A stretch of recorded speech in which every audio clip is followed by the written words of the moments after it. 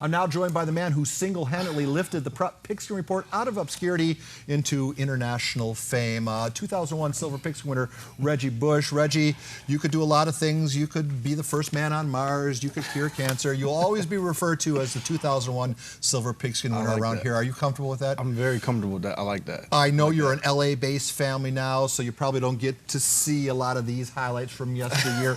Go ahead, if we could show Reggie old number 5. I'm betting you don't have access to these pictures anymore, do you? I don't. We're like your official historian. Yeah, anytime I need some old footage, I'm going to have to come here. I'm going to call you. You know, you were pretty darn good. Well, I had some good help, man. I had some good coaching. We had a lot of good talent on that team.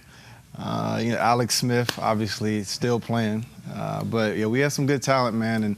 And San Diego is just, I think, is just a very competitive football atmosphere, so I had a lot of good talent to compete against. When you see video like this, does it trigger any kind of nostalgia, melancholy, or are you so accomplished that it doesn't really matter? No, it just brings back memories, good memories, and you know, I miss it. You know, I miss being on the field with those guys. You know, sharing that field, sharing that gridiron with those guys, those coaches.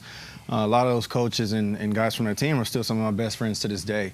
You know, it's just great because the relationships that you build over time, high school, college, NFL, those are friendships that last a long time. So. I want you to take a look at side by side how the Silver Pigskin Gala has evolved. On one side of the screen is 2001. On the other side of the screen is 2016. Oh my goodness!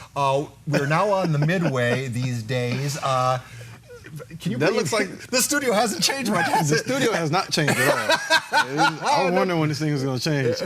But now we're on the midway. One day when you're done playing, you're going to be on that aircraft carrier with us. You promise, right? I promise. Yeah. The average length of an NFL career for an NFL running back is 3 years or less. 3 years. You're at 11 years and counting. You own a Super Bowl ring. By our standards, amazing NFL career. I'd be interested to know by your standards. By my standards, I feel like I have a lot left to give. I feel like I could have. There's some things. Granted, I've been injured a little bit. That I wish I could have done a little bit differently on the football field. But that's the nature of the beast. Playing in this game, it's such a violent football game, and there's a 100% injury rate in the NFL, which means that it's not a matter of if you get injured, it's a matter of when you get injured. So. That's the nature of the beast again, but nevertheless, I've enjoyed every step of the way, every team I've been on, and still looking forward to continue to play another 2 to 3 years, and then I'll shut it down. Draft is going on as we speak. Yeah, I didn't like that Los Angeles Chargers. I'm still getting used to that. Yeah, like that was weird. Well, we'll get to that in a second. What do you remember from your draft day? It was the big thing. Are you going to be 1? Are you going to be 2? Oh my God! Look at that suit. It's terrible. I just remember all the emotions running through my head, my body. I was just so excited. I was nervous. I was happy. Look at my mom. Oh my God, the hairdo. I was just seeing all the hairdos, the suits. Man, it's just taking me back.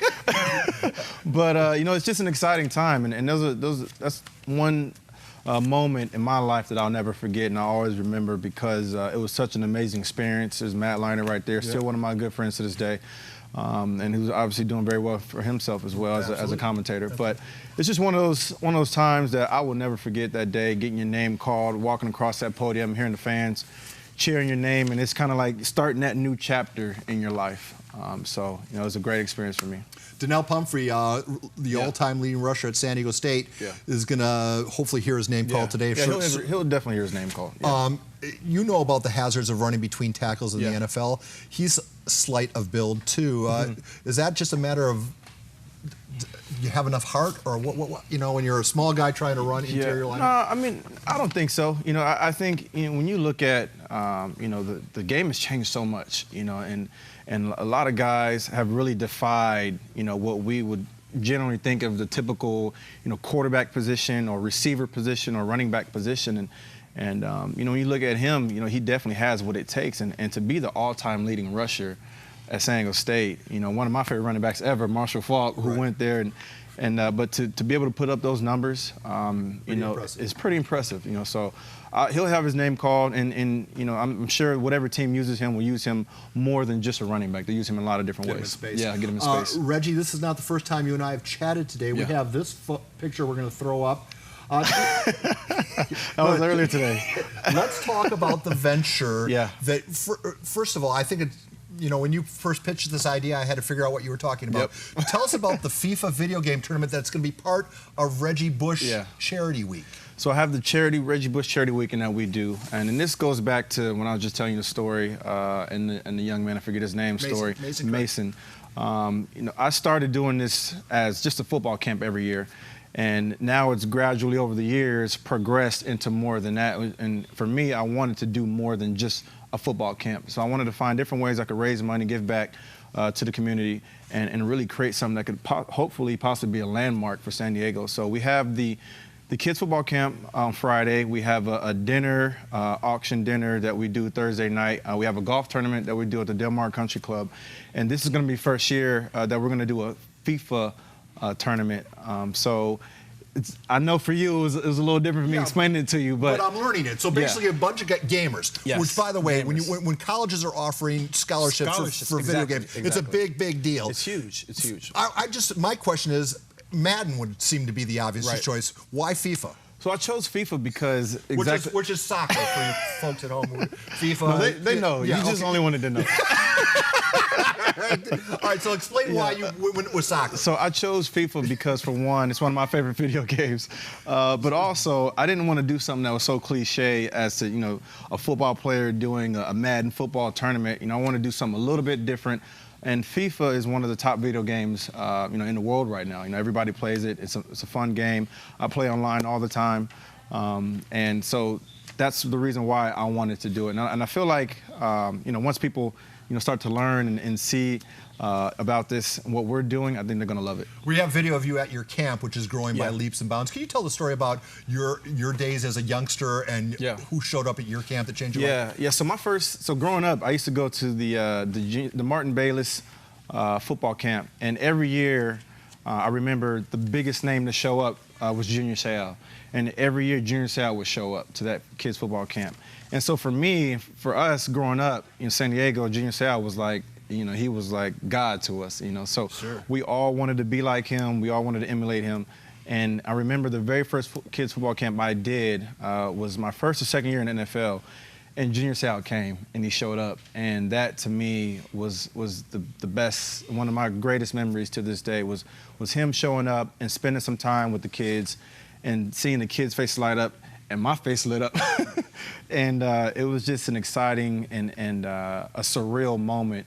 And you're aware now that you're doing the exact same thing for kids who are saying, "Oh my God." Yeah, well, you know what? And I think that's what's so great about sports is that, you know, Martin Bayless having his kids football camp, you know, and doing that for the inner city kids was so big, and he affected a lot of kids in a positive way, and that's something that I wanted to do. So, you know, all it takes is one, man. You just want to be able to affect at least one kid. You hope to affect more, but if you can affect at least one kid in a positive way and give them hopes and dreams, and that's what it's about. Let's just finish up with some NFL talk. Peterson got work. Marshawn Lynch got work. Those guys, you know, been away from the game a little bit. How can you be away from the game a little bit and still excel? It's tough. You know, listen, and for me, I know coming off of injury, you know, it's tough to come back that next year and still try to get back to what you used to be or to what you were before that. And it's going to be interesting to see. Marshawn Lynch is a great player. You know, I love watching him run. Adrian Peterson's a great player. I love watching him run. And he's one of my good friends. We talk quite a bit. But it is tough. But, you know, those guys are great players. And the thing that they have that you can't put a number on is heart. And I think that goes a lot further than any injury or anything else, you know, in this league.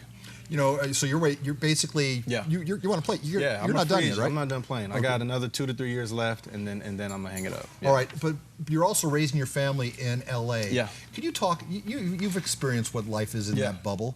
How tough is it that you're normal? Yeah.